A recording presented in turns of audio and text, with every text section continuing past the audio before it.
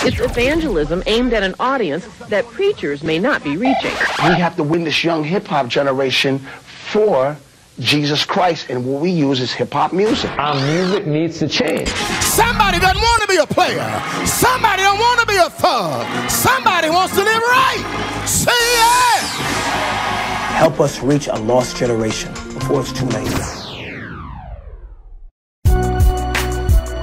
For the last few weeks, I've been ministering a series for men, pouring into them, and I believe that the women have been blessed along the way. My subject this morning is God knows you're a kid. God knows you're a kid. The Apostle Paul says, when I was a child, I spake as a child, I understood as a child, and I thought as a child. But when I became a man, I put away childish things.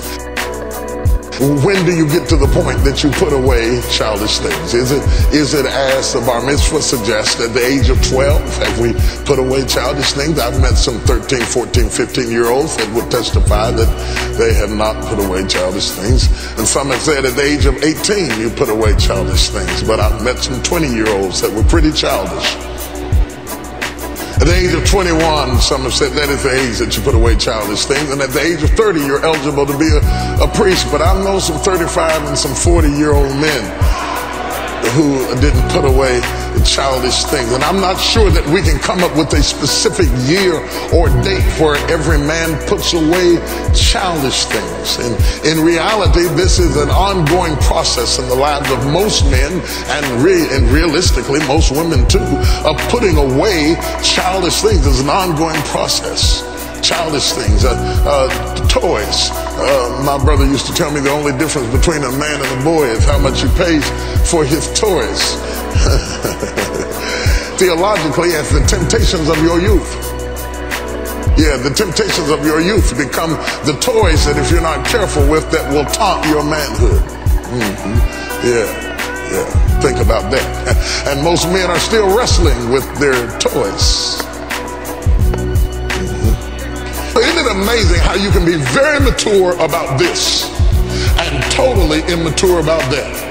To have mastered completely this area of your life and then struggle like a weakling with a completely different area of your life.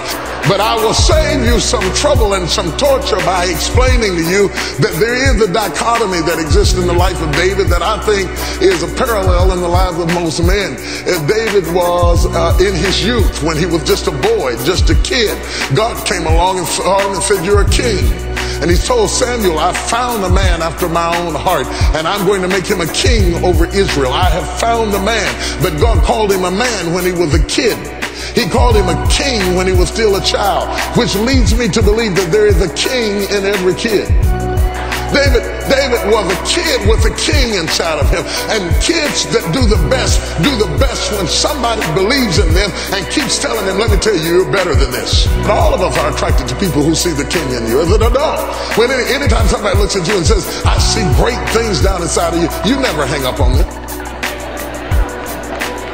We love to find people who believe in us, who see a king down inside of you, because there's a king inside of every one of you in here. You were created to subdue and to have dominion, to replenish, to multiply. God put all of that in you. And life is trying to take it out of you, but it is down inside of you right now. Are you hearing what I'm saying? And if it is true that there's a king in every kid, and it is also true that there's a kid in every king. That in the greatest and the strongest and the most invincible and the most successful and the most accomplished ones of us in this room, there's still a kid down inside of you. And I'm not suggesting that all of that kid needs to be destroyed, because I see men who crack up under the pressure of always trying to be what I call Superman complexes, always trying to be superheroes, always trying to be rigid and stern, and always trying to live up to images, and the expectations of other people are causing men to have heart attacks at early ages and die lonely and alone because they're afraid to let anybody know the kid inside of them. They've lost all frivolity, all enjoyment out of life. They're so serious they make my face hurt. Just serious. Everything is serious. Everything's important. There's some men in here right now, if they smile, 5 teeth would fall out of their mouth.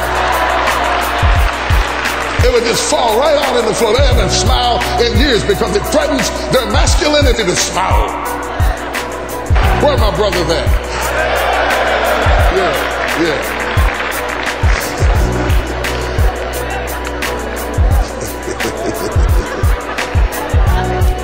So I suggest to you, my brothers and sisters, that it's not necessary for you to get rid of all the kid in you. There are some kiddish things that are good to keep in you. Men that don't learn how to lighten up can't make it. If all of your life is serious and full of problems and stress, you can't make it. Men who are too rigid crack because there's no relief. You just crack. Right in the middle of your career, you crack for the lack of a laugh or a joke or a hamburger or a Happy Meal or something silly or ridiculous or funny. You crack. Great minds break down because of pressure.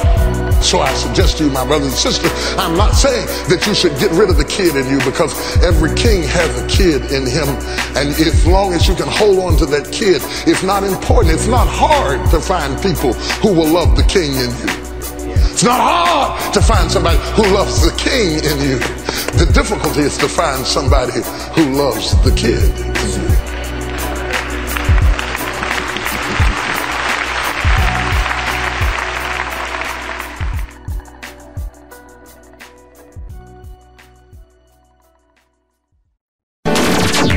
This is Cheryl. I'm in Denver, and God has just blessed you. Thank you so much. This is Joshua. Oh, my goodness, you blessed me with that broadcast. You don't know how you blessed me. And this is something you can battle the world with, man. I showed it to one of the pastors. They loved it. My name is Bruce. I just want to say thank you, sir. I really love these sermon songs. I have Volume 1, Pastor Jones and Creflo and all them. Basically, man, I just want to tell you that this has been a blessing in my life.